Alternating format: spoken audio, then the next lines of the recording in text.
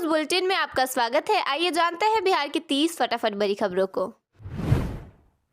बिहार में अब इलेक्ट्रिक गाड़ियों को बढ़ावा देने के लिए सरकार बड़ा प्लान बना रही है। नई ईवी पॉलिसी के तहत शहरों में इलेक्ट्रिक गाड़ियों के लिए सस्ती पार्किंग और ज्यादा चार्जिंग स्टेशन की सुविधा दी जाएगी। सरकार चाहती है कि बड़े अपार्टमेंट, मॉल, होटल और बहुमंजिला इमारतों में चार्जिंग स्टेशन लगाना जरूरी है। नए पेट्रोल पंपों पर भी ई चार्जिंग स्टेशन लगाने को बढ़ावा दिया जाएगा।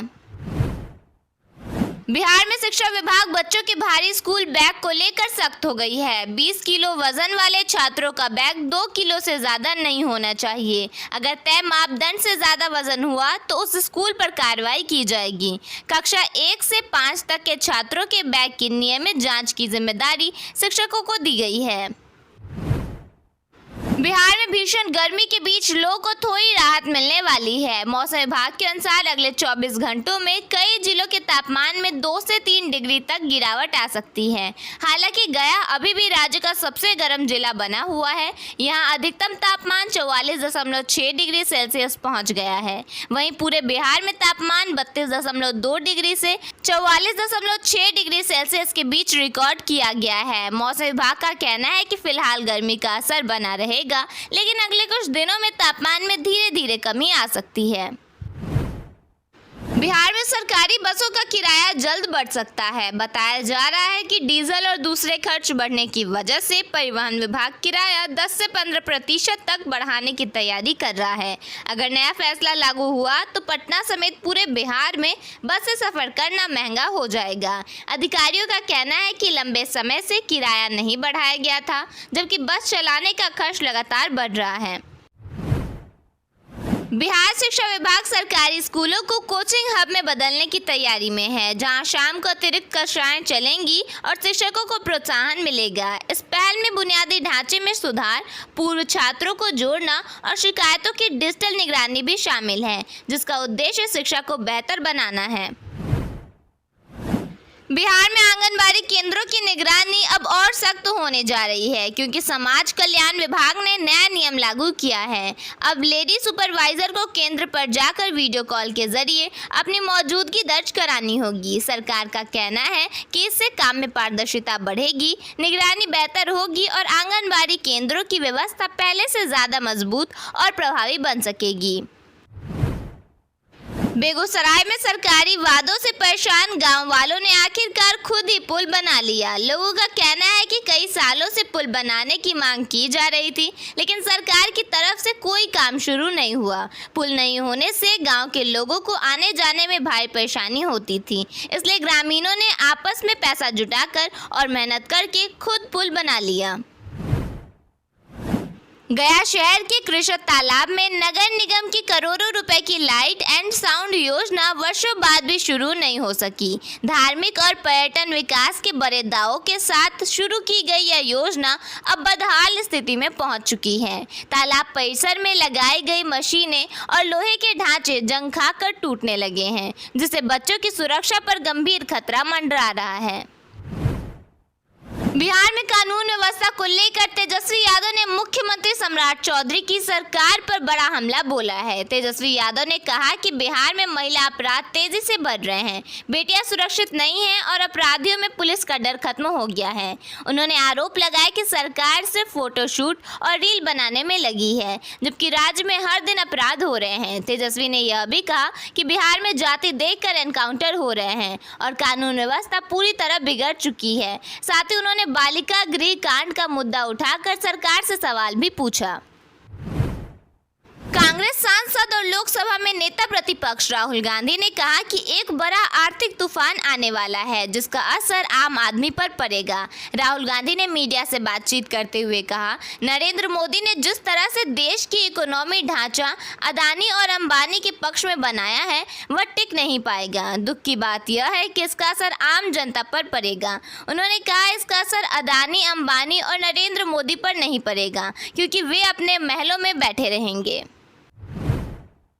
राहुल गांधी ने कहा, कोई ठोस कदम उठाने के बजाय नरेंद्र मोदी देश के लोगों से कह रहे हैं कि कोई भी विदेश यात्रा न करे, जबकि वे खुद दुनिया भर का दौरा कर रहे हैं। गौरतलब है कि हाल ही में प्रधानमंत्री नरेंद्र मोदी ने देशवासियों से वर्क फ्रॉम होम अपनाने, 1 साल तक सोना न खरीदने और विदेश यात्राओं को सीमित करने की अपील की थी। भारत में मंगलवार को एक बार फिर पेट्रोल और डीजल की कीमतों में इजाफा हुआ है। इसको लेकर कांग्रेस पार्टी ने सरकार की आलोचना की है। पार्टी ने एक्स पर लिखा, जनता पर महंगाई मैन मोदी का हंटर फिर चला। पेट्रोल डीजल 90 पैसे महंगा कर दिया गया। मोदी ने पिछले 4 दिनों में 4 रुपए बढ़ा दिए हैं। इस बढ़ोतरी के साथ देश में पेट्रोल 109 रुपए और डीजल 96 रुपए पहुंच गया है। कांग्रेस ने लिखा, ये तो बस शुरुआत है, महंगाई मैन अभी और वसूली करेगा क्योंकि चुनाव खत्म हो गए हैं। हाजीपुर में पुलिस की बड़ी कार्रवाई। पटेडी बेलसर थाना क्षेत्र के मौना महिमा गांव में पुलिस ने छापेमारी कर 15 घरेलू गैस सिलेंडर बरामद किए हैं। जांच में घरेलू सिलेंडरों के व्यावसायिक उपयोग और कालाबाजारी का मामला सामने आया है। पूर्व सांसद आनंद मोहन के हालिया बयानों के बाद बिहार की राजनीति में हलचल तेज हो गई है। जेडीयू के राज्यसभा सांसद नीतीश कुमार मंगलवार को पार्टी के एमएलसी संजय सिंह के आवास पहुंचे, जहां दोनों नेताओं के बीच काफी देर तक बातचीत हुई। दरअसल आनंद मोहन ने हाल ही में आरोप लगाया था कि जेडीयू में थैली की राजनीति हो रही है और नीतीश कुमार को उनकी ही पार्टी में जिंदा दफन कर दिया गया। बिहार में मंगलवार से शुरू हुए सहयोग शिविर अभियान के पहले ही दिन सहरसा से अव्यवस्था की तस्वीरें सामने आई। जिले के बनमा इटहरी प्रखंड में जनता अपनी शिकायत लेकर घंटों बैठी रही, जबकि कई अधिकारी मोबाइल फोन में व्यस्त नजर आए। भीषण गर्मी और 42 डिग्री सेल्सियस तक पहुंचते तापमान के बीच हाजीपुर सदर अस्पताल में शुद्ध पेयजल की भारी बर्बादी का मामला सामने आया है। अस्पताल परिसर के गेट स्थित निबंधन और दवा काउंटर के पास लगे वाटर एटीएम और ठंडा पानी देने वाले फ्रिज से लगातार पानी रिस रहा है। नीट पेपर लीक मामले को लेकर पूर्णिया के सांसद पप्पू यादव ने एक बार फिर केंद्र सरकार पर बड़ा हमला बोला है। उन्होंने कहा कि यह देश का सबसे बड़ा शिक्षा घोटाला बन गया है और लाखों छात्रों का भविष्य बर्बाद हो रहा है। पप्पू यादव ने केंद्रीय शिक्षा मंत्री धर्मेंद्र प्रधान से इस्तीफे की मांग करते हुए कहा कि बार बार पेपर लीक होने से छात्रों और उनके परिवारों का भरोसा टूट रहा है और सरकार इस मामले में पूरी तरह फेल साबित हुई है। मुख्यमंत्री के कार्यक्रम समाप्त होते ही अधिकारियों ने शिविर बंद कर दिया। इससे फरियादी परेशान हो गए। हाथ में अपनी अपनी अर्जी लेकर वे अधिकारियों को खोजते रहे, लेकिन कोई अधिकारी उपलब्ध नहीं रहा। आरजेडी नेता और नेता प्रतिपक्ष तेजस्वी यादव ने अपराधियों के एनकाउंटर पर सवाल उठाए हैं। उन्होंने कहा कि जाति देखकर गोली मारी जा रही है। साथ ही उन्होंने पूछा कि बालिका गृह कांड के आरोपियों का एनकाउंटर कब होगा। बाहुबली आनंद मोहन ने जेडीयू पर तीखा हमला बोलते हुए कहा, जिसने थैली पहुंचाई वो सरकार में मंत्री बना। उन्होंने आरोप लगाया कि स्वास्थ्य मंत्रालय इसलिए दिया गया क्योंकि बाप बेटे को डॉक्टर की जरूरत है। इस पर जेडीयू के एमएलसी संजय सिंह ने जवाब देते हुए कहा, पार्टी ने उनकी पत्नी बेटे को टिकट दिया, क्या वो थैली लेकर आए थे? पावर स्टार पवन सिंह की पत्नी ज्योति सिंह ने पति को लेकर इमोशनल पोस्ट किया है। उन्होंने तुम्हें पता है बेवफा हम नहीं गाने पर एक रील बनाई। इस पोस्ट पर यूजर्स की प्रतिक्रिया आई। कुछ यूजर्स ने लिखा दूसरी शादी कर लो, जबकि एक यूजर ने कमेंट किया पवन भैया का दर्द तुम क्या जानो।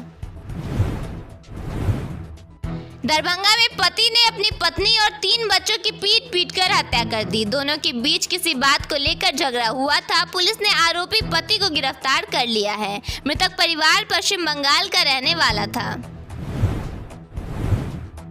शेखपुरा जिले में 2 नाबालिग बच्चों की लाश तालाब किनारे बोरे में बंद हालत में मिली। दोनों बच्चे 3 दिन से गायब थे। परिजनों ने आरोप लगाया कि बच्चों को अगवा कर हत्या कर दी गई है। एफएसएल और डॉग स्क्वाड की टीम ने मौके पर पहुंचकर जांच शुरू कर दी है। बिहार में एक सप्ताह के अंदर दूसरी बार पेट्रोल और डीजल की कीमतों में बढ़ोतरी हुई है। दोनों ईंधन के दाम 90 पैसे प्रति लीटर बढ़ गए हैं। कई शहरों में पेट्रोल पंपों पर लिमिट लगा दी गई है। आम लोगों ने कहा कि महंगाई से उनका बुरा हाल हो रहा है। गंगा कटाव से परेशान स्थानीय लोगों ने लोजपा विधायक का घेराव कर दिया। सहयोग शिविर में पहुंचे विधायक मिथुन यादव ने कहा कि लोगों का गुस्सा जायज है। उन्होंने आगे भी कहा कि परिवार में आक्रोश होना कोई बड़ी बात नहीं है।